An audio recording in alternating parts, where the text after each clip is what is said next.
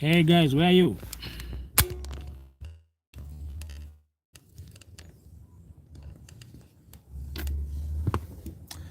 Where are people today?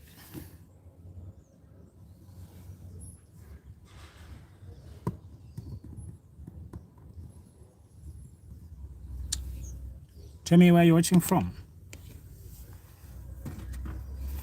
Me, I'm in my car. This Arbanav from India. Ah, you're here. Blessed Mercy. Yes. Mombasa, South Africa, Germany. Betty, I can see you from Germany. Kijabe is here. Bahrain. All right. Kenyatta University and Masheria. All right. Hey, who is this? What's your name? Okay, Embakasi, Narok County, Ghana. Nadia from Ghana. Welcome. Saudi Arabia. All right. Umoja Inako, Robert Muthe, I can see you. Okay, Kikuyu, Eva Wanjiru. I'm very excited, guys, to tell you about a secret destroyer. Listen. Forgive the instability of my camera. I had to talk to you, and I'm out here in a car, not in the office, not in the house, but we must learn anyway.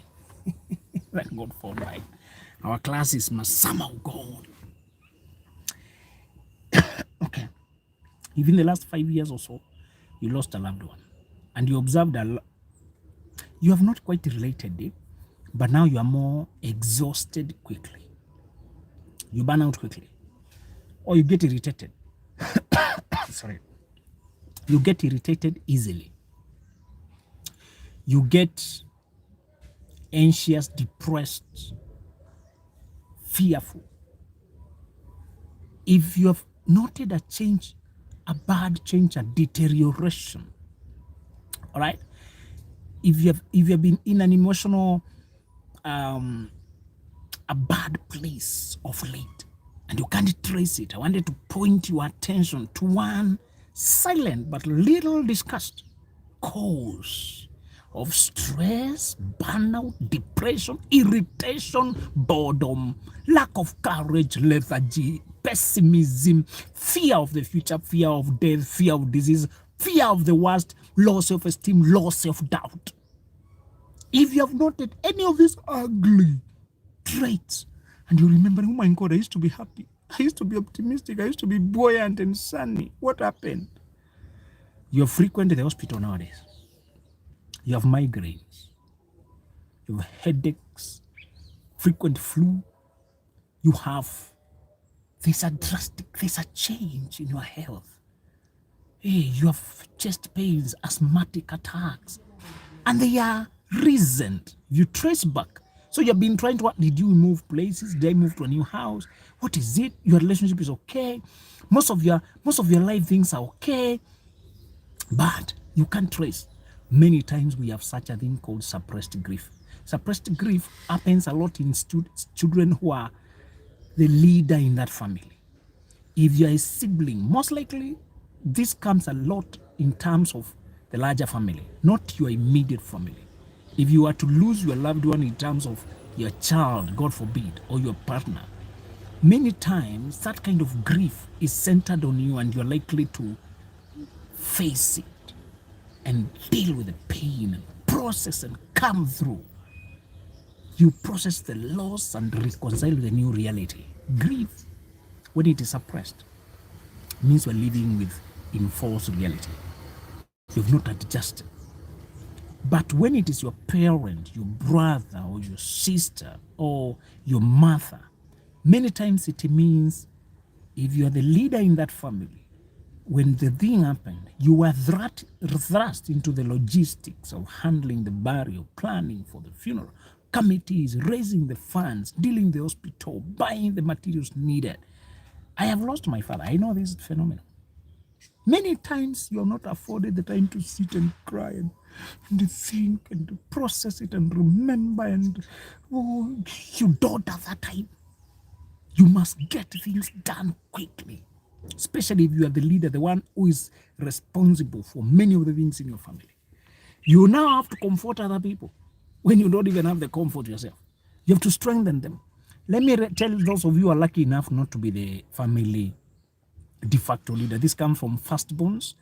Firstborns are usually very thrust into responsibility, or another sibling in the family who is just maybe the one who takes leadership by necessity. We respond to family situations so that things don't fall apart. Can I tell you, there are people walking around here and their parents' marriage is standing because of them? Yeah? We have people who they can tell you, if I don't calm fires in my family, that family will fall apart. And it's a child there, it's a sibling. Could be the firstborn, the first daughter, the first son, or something. One who is at the center of things. It could be the middle child, but at the center of things. They know if they don't come in, things will fall apart. We have those situations in Africa more so. What you realize is this. Many times what you'll be dealing with is a child who has not come to terms with their new family role. They will suppress the pain because they have to be strong for everyone. Being strong does not mean you deny the reality. You postpone the truth. It means you face what has happened. So if you are thrust into logistics, organizing what has happened, until you do not have time to grieve, remember every time you must pause your life. Remember to pause because after burial, people go away. They are dead with that, they're done with it. And we are done with that. That part we have finished with it. So as for you, you must now go back to grieving. This is a solution. If you find yourself being thrust into responsibilities until you do not grieve, after people finish funeral, start seeing a therapist. Start meditating in the morning. Start visiting the grave. Start talking with a friend. Start talking with your pastor. Start talking with your priest. Start talking with somebody to assist you process what has happened. All right? To assist you, even if other people are gone forward, even if people are moved forward, remember to always pause. Why? If you don't, your body will complicate. That grief, that suppressed pain will complicate. Let me tell you the importance of grieving, because grieving involves death and we don't want to think about death. And it's a painful thing, it's ugly, it's difficult. We don't want to think about it. Always remember death tells you what is ahead of us. Death is a deadline, especially to those who believe in God and you're on life for mission. If you lose a loved one, remember it is telling you that you're being brought close to the destiny, to how we shall be transitioned. It tells you to live with a sense of urgency. It tells you to incorporate the spirit of that person, especially if you are close. It was a beloved person to you, your friends. You talk constantly and now they've gone. It reminds you now to live the values you upheld together, to live out the truths, the principles, the goodness you wanted to do on earth, the legacy you wanted to build. Now represent them and see them as an inspiration, as if they've handed the baton to you, to work on what you agree, to carry through. All right?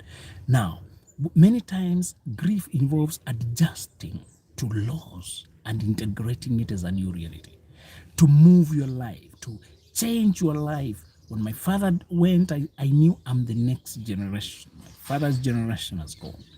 And I also learned to value my mom, who's still living now. There are many positive things you can learn from death, but you don't learn them when you run away. You don't learn them when you escape. You don't learn them when you are in denial, all right? You learn them when you face them. If you need to see a therapist, please do it. And I want to warn more so women who come tell me, my dad has been working, I tell them to invest and get solution. They start bargaining, avoiding, they don't want to spend anything. If you don't want to spend on treatment, you remain ill for long. Sometimes you spend money, or sometimes you spend your energy. Spend your mind, thought. You need to invest something. It takes something to find healing. In hospitals, we are ready to pay with insurance and many things. But many times to get anything in life, you have to invest. So I want to ask you to consider every day, most of what happens as we move through this life is once you lose a loved one, pause and adjust to the new reality. If they were important to you, it's going to affect you. Don't pretend to be strong. This is not about being strong. It's about being human, being realistic, facing what has happened, dealing with it. Even if people are done with the grief, you're not done. You had other duties to carry out. You did not sit with the emotion, sit with the pain, reconcile with it and say it's okay. Sometimes you write letters to the dead. Say, we did not get time to, I want to tell you I will miss you, but it shall meet.